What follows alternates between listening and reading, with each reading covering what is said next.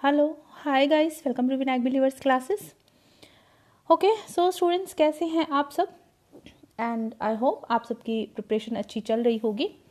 और मेरे टीजीटी के वो सभी स्टूडेंट्स को कॉन्ग्रेचुलेशंस जिनको ज्वाइनिंग मिल चुकी है।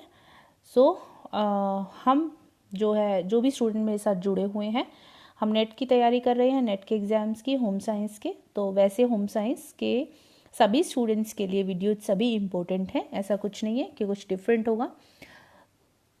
तो सभी के लिए उतना ही इम्पोर्टेंट है। देखते रहिए और अपनी प्रिपरेशन को सॉलिड कीजिए। बहुत दिनों के बाद मैं वीडियो लेकर आई हूँ बिकॉज ऑफ हेल्थ इश्यूज।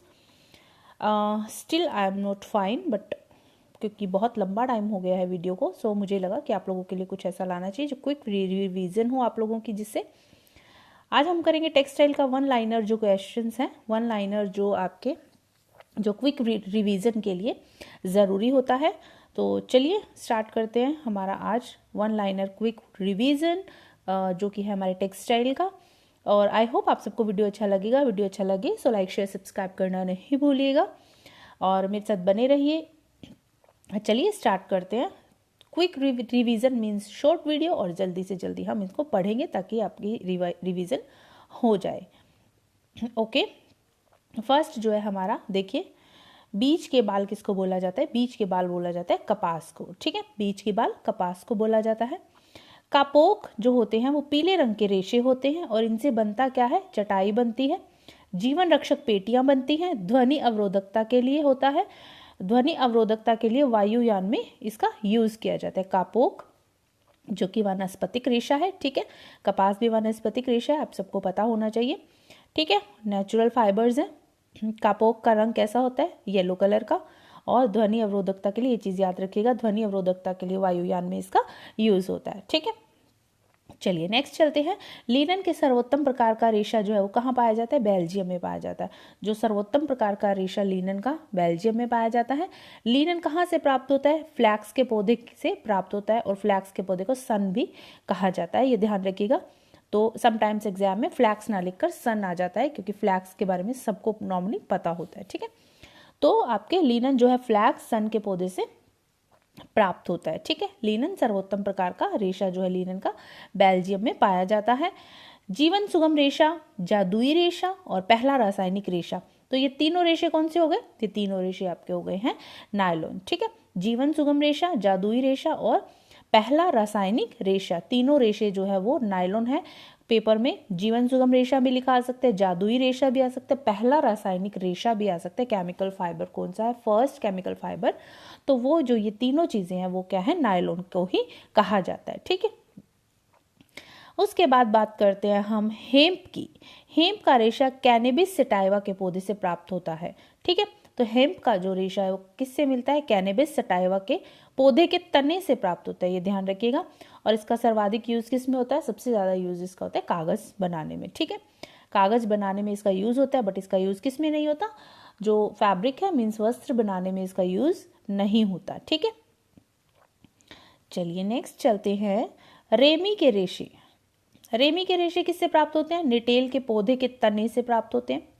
अवशोषण क्षमता जो है रेमी के रेशे की वो लीनन और कपास से भी ज्यादा होती है।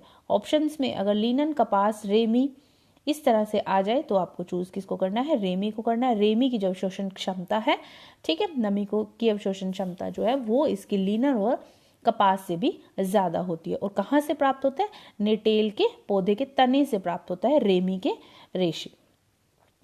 सन के रेशे कागज उद्योग में, ठीक है, सन के रेशे जो है वो कागज उद्योग में व मछली के जाल बनाने में अधिक उपयोग किए जाते हैं। ठीक है, चलिए नेक्स्ट चलते हैं। इसके अंदर कोयोर जो है वो कहाँ से प्राप्त होता है? नारियल के छाल से प्राप्त होने वाला रेशा है कोयोर, जिसको बोला जाता है।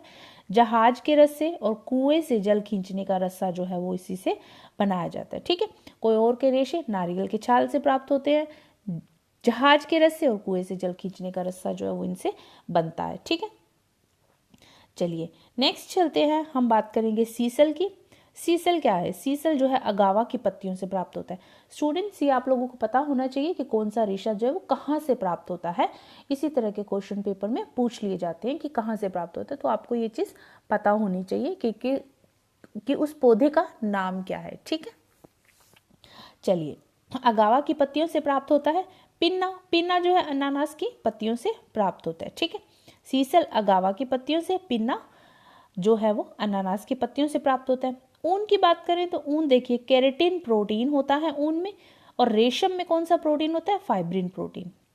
ये दो नाम ध्यान रखिएगा, ऊन में केराटिन प्रोटीन, रेशम में फाइबर प्रोटीन पाया जाता है। ये चीज ध्यान रखिएगा, फाइब्रिन प्रोटीन पाया जाता है। ये नाम आप दोनों ध्यान रखिएगा। ठीक है, नेक्स्ट चलते हैं आपके ऊन व रेशम के रेशे तीव्र क्षार से नष्ट हो जाते हैं। तो देखिए ऊन व रेशम क्या है, दोनों क्या है, नेचुरल फाइबर्स हैं।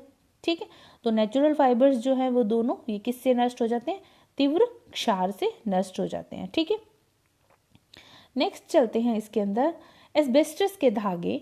देखिए एस्बेस्टस के जो धागे होते हैं वो क्या होते हैं, अज्वलनशील होते हैं, अम्ल अवरोधक होते हैं, नमी अवरोधक होते हैं, जंग अवरोधक होते हैं और ध्वनि अवशोषक होते हैं। ठीक है, जो एस्बेस्टस की जो धागे हैं, रेशा जो है, फाइबर जो है, उसकी क्वालिटीज होती हैं। ठीक है, अज्वलनशील होता है मीन्स की जलता नहीं है, अम्ल अवरोधक होता है, ठीक है, मीन्स की जो एसिड है उसको रेसिस्ट करता है, नमी रेजिस्टेंस है इसमें, जंग का है, और ध्वनि अवशोषक है। ठीक है, तो ये जो है एस्बेस्टस की क्वालिटीज हैं, एस्बेस्टस के रेशे की, आप ध्यान रखिएगा, इंपॉर्टेंट है। चलिए रेयोन, नेक्स्ट चलते हैं, हम रेयोन की बात करते हैं। रेयोन का क्या मतलब होता है, रेयोन। ठीक है, रे का मीन्स क्या होता है, सूर्य की किरणों को परावर्तित करना, तो रेयोन का पूरा अर्थ है। बट रे का मतलब क्या होता है, सूर्य की किरण मीन्स की रेज जिसको बोला जाता है, और यौन का मतलब क्या होता है, परावर्तन मीन्स रिफ्लेक्शन। ठीक है, तो ये क्या है आपके, सूर्य की किरणों का परावर्तन, तो इसको बोला जाता है रेयोन का। बेसिकली मीन पूछ लिया जाता है तो आपको ये बताना है। रेयोन का सर्वप्रथम उत्पादन के कहाँ हुआ था, तो रेयोन का सर्वप्रथम उत्पादन जो है वो केरल में हुआ था। ठीक है, और कृत्रिम रेशम किसको बोला जाता है, कृत्रिम रेशम भी रेयोन को बोला जाता है। आर्ट सिल्क किसको बोला जाता है, आर्ट सिल्क भी रेयोन को बोला जाता है। ठीक है, ये ध्यान रखिएगा। तो रेयोन के बारे में बात हो गई। ठीक है, उसके बाद चलते हैं रासायनिक व संश्लेषित रेशों को। रासायनिक रेशे मीन्स केमिकल फाइबर्स जो होते हैं, संश्लेषित रेशे जो होते हैं उनको कौन से रेशे भी बोला जाता है, ताप सुनम्य रेशे। समटाइम्स बच्चे कंफ्यूज हो जाते हैं कि आपके रासायनिक रेशे संश्लेषित रेशे क्या होते हैं। तो ताप सुनम्य अगर लिखा जाता है तो समटाइम्स कंफ्यूजन हो जाती है। ताप सुनम्य रेशे लिखा है, संश्लेषित रेशा लिखा है, या रासायनिक रेशा लिखा है, तीनों का एक ही मतलब होता है। ठीक है, तो ये ध्यान रखिएगा। कृत्रिम रेशों को कौन से रेशे भी कहते हैं, जादुई रेशे भी कहते हैं। ठीक है, हमने नायलॉन को पढ़ा था जादुई रेशे, तो नायलॉन भी क्या है, कृत्रिम रेशा है। लेकिन पर्टिकुलर अगर नायलॉन नेम ना देकर कृत्रिम रेशा पूछ लिया जाए तो कृत्रिम रेशे भी क्या होते हैं, जादुई रेशे होते हैं। ठीक है, तो इनको ये कहा जाता है जादुई रेशे। चलिए नेक्स्ट चलते हैं, हम बात करते हैं फिर से कपास के बारे में। तो देखिए कपास के रेशे का व्यास कितना होता है, 16 से 20 माइक्रोन जो होता है इसका व्यास होता है। स्टूडेंट ये जो मैं आपके लिए वीडियो लेकर आई हूँ, ये मैं आपके लिए इंपॉर्टेंट चीज़ जो है वो लेकर आई हूँ, और ये आपके जो है क्विक रिवीजन के हिसाब से मैं लेकर आई हूँ। तो जिस भी रेशे की जो भी क्वालिटीज़ जो है वो बताई गई हैं, जो भी इम्पोर्टेंस जो है वो बताई गई है, तो आप इसको अच्छे से वीडियो को देखिएगा, आपका काफ़ी कुछ क्लियर हो जाएगा। ओके, चलिए, और वीडियो अच्छा लगे तो लाइक शेयर सब्सक्राइब करना नहीं भूलिएगा।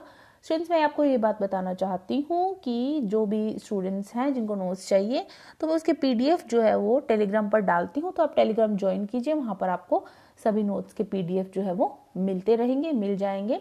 डेली अपडेटिंग के लिए भी टेलीग्राम आप ज्वाइन कीजिए, वहाँ पर आपको सब कुछ मिल जाएगा। ठीक है, चलिए नेक्स्ट बात करते हैं गीली अवस्था में। जब कपास गीली अवस्था में होते हैं तो कपास के रेशे की मजबूती कितनी बढ़ती है, 30% तक बढ़ जाती है। देखिए कोई भी कॉटन का कपड़ा है, जब आप उसको पानी में डिप करते हैं, वाटर में डिप करते हैं, तो उसकी जो मजबूती होती है वो 30% तक बढ़ जाती है। ठीक है, सिल्क के रेशे की मजबूती गीली अवस्था में कम हो जाती है। कपास के रेशे की मजबूती बढ़ती है 30%, और जो आपके सिल्क के जो फाइबर्स हैं उनकी मजबूती गीली अवस्था में कम हो जाती है। कितनी कम हो जाती है, तो 20% तक कम हो जाती है, ये ध्यान रखिएगा।